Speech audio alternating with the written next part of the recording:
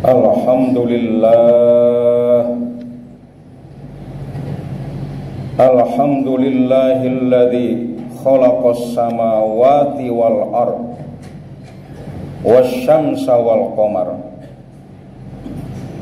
Asyhadu an la ilaha illallah wahdahu la syarikalah al-azizul jabbar. Wa ashhadu anna sayyidana Muhammadan abduhu wa rasuluh al-mab'usu rahmatan li jami'il bashar. Allahumma salli wa sallim wa barik ala sayyidina Muhammadinil mukhtar wa alihil athhar wa ashabihil akhyar wattabi'in wa man tabi'ahum bi ihsanin ila yaumil mahsyar. Amma ba'du. Fa ya ibadallah, usikum wa nafsi bi taqwallah wa ta'atihi la'allakum tuflihun. Wa qala Allah ta'ala fil Qur'anil Karim wa huwa asdaqul qailin. A'udzu billahi minasy syaithanir rajim. Ya ayyuhalladzina amanu taqullaha wa kunu ma'as shadiqin. Wa qala an-nabiy sallallahu alaihi wasallam, al-muslimuna ikhwah la fadla li ahadin ala ahadin illa bittaqwa. Shadaqallahul azim wa shadaqa rasuluhul karim. Ma'asyiral muslimin, hadirin jamaah Jumat rahimakumullah. Puji dan syukur senantiasa marilah kita panjatkan kehadirat Allah atas taufik dan hidayahnya. Pada kesempatan siang hari ini kita masih dapat melaksanakan salah satu kewajiban kita, yaitu sholat Jumat. Salawat dan salam semoga tercurah kepada junjungan kita Nabi besar Muhammad sallallahu alaihi wasallam yang telah membawa kita minaz zulumati ilan nur. Hadirin rahimakumullah, dalam suasana apapun yang terjadi pada diri kita, sakit maupun sehat, susah maupun senang, kita harus tetap beribadah kepada Allah, bertakwa kepada Allah. Salat 5 waktu tetap wajib kita laksanakan dalam kondisi apapun. Bertakwa kepada Allah dalam kondisi apapun dan dimanapun kita berada. Karena sesungguhnya para hadirin, bekal yang kita bawa menghadap Allah tak lain dan tak bukan adalah ketakwaan kita yang tinggi, amal soleh kita yang banyak kepada Allah subhanahu wa ta'ala. Hadirin rahimakumullah, dalam kehidupan ini setiap manusia, setiap kita tentu merindukan kesenangan dalam hidup. Setiap kita tentunya mendambakan kebaikan, kesenangan, kebahagiaan di dalam kehidupan kita, baik di dunia maupun akhirat. Oleh karena itu kita sering berdoa, Rabbana atina fid dunya hasanah wa fil akhirati hasanah wa qina adzabannar. Ya Allah, ya Tuhanku, berikanlah kami kebahagiaan hidup di dunia, kebaikan di dunia dan kebaikan pula di akhirat. Hindari kami daripada siksa api neraka. Hadirin rahimakumullah, namun untuk mencapai kebahagiaan baik itu hidup di dunia maupun di akhirat tentunya tidaklah mudah kita membalik tangan.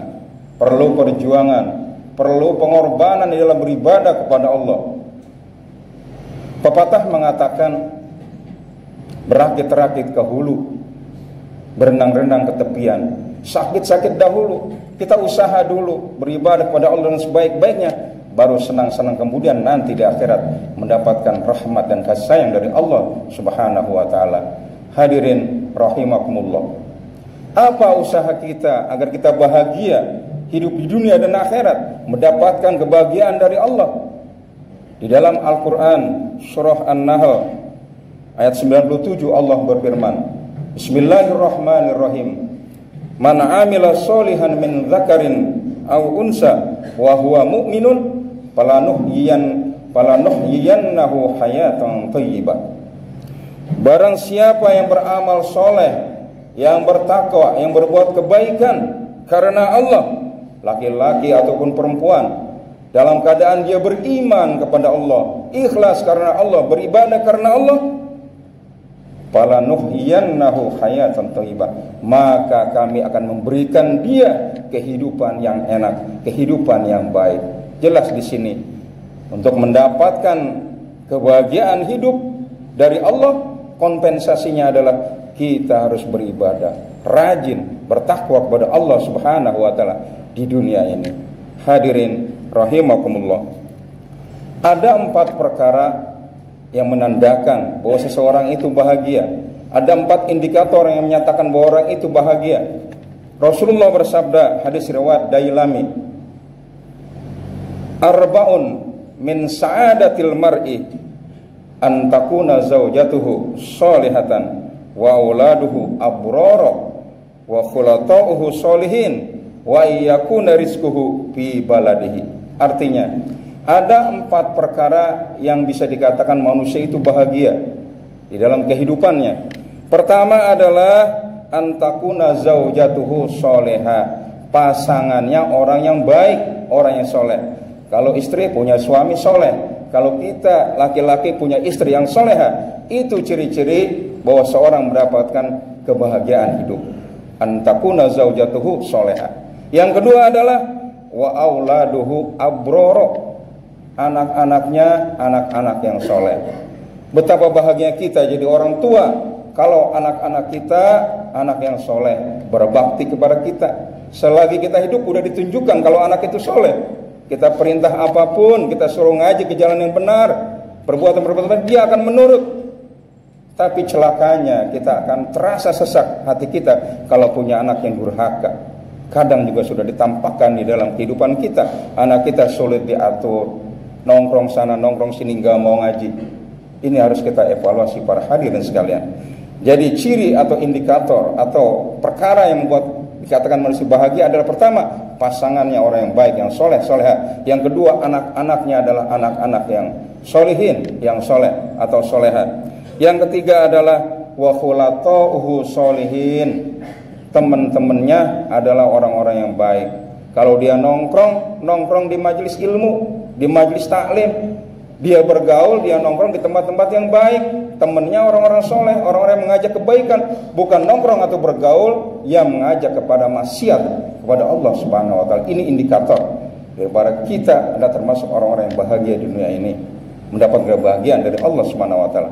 Jadi pertama adalah pasangan yang soleh atau soleha, yang kedua anak-anak yang baik yang soleh-soleha, yang ketiga dikasihkan teman atau punya teman kita dalam bergaul orang-orang yang baik, orang-orang yang soleh yang mengajak ibadah kepada Allah. Yang terakhir adalah wa ayyakuna rizquhu fi baladihi, rezekinya enggak jauh dari kampungnya. Ada rezekinya itu di dalam negaranya sendiri. Dalam artian dia ketika membuka usaha, usahanya dekat. Ketika dia bekerja, bekerjanya juga dekat. Ini merupakan kenikmatan dan kebahagiaan bagi seseorang. Hadirin rahimakumullah.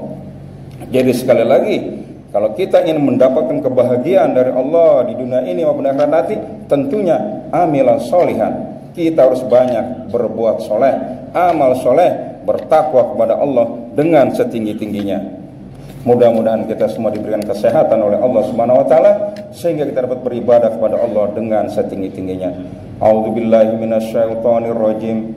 Bismillahirrahmanirrahim. Walladzina jahadu fina lanahdiyannahum subulana. Demikianlah khutbah singkat kali ini. Mudah-mudahan ada manfaatnya khususnya bagi diri saya. Barakallahu li wa lakum fil Qur'anil Karim wa nafa'ani wa iyyakum bima fihi minal ayati wa dzikril hakim wa taqabbala minni wa minkum tilawatahu innahu was samiul alim.